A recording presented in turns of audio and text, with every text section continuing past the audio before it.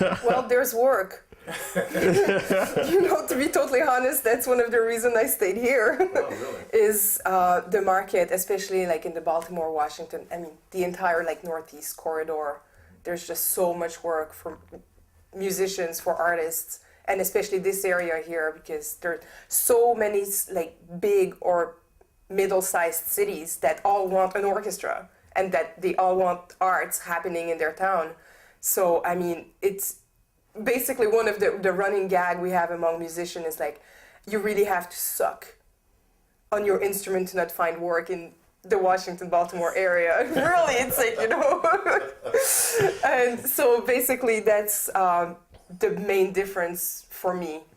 It's that I can like thrive here and make a living playing the violin, which is something I would have had a very, very, very difficult time doing in Montreal, especially since I left when I was so young and never built up contacts and relationships up there. Yeah, it makes me think of a funny story.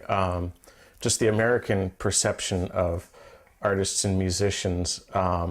If you go to Europe or even Canada, and you tell somebody, random person that you meet on the street, oh, I'm a musician. It's like, oh, that's great.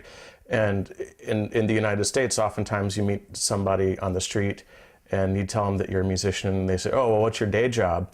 I have a funny story. I was playing a brass quintet job. This was back when I lived in Oregon.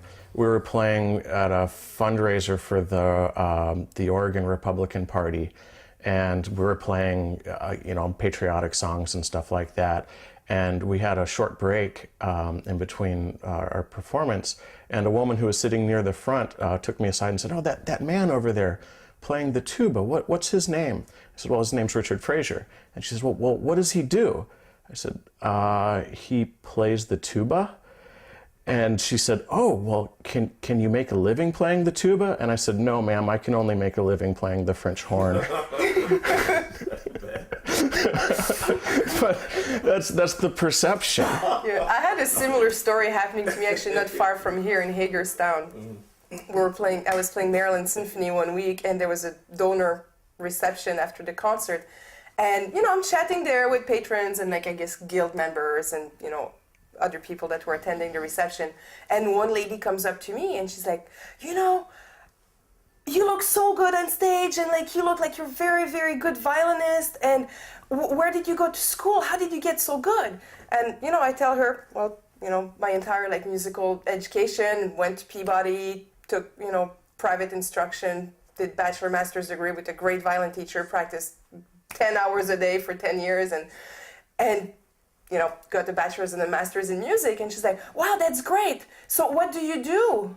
I'm like, well, that's what I do. I got my education in music and I play the violin. It's like, you don't do maths? You didn't do science? Like, no. It's like, but you can't do that. What do you mean? You don't do maths? You have to take maths. What's your job?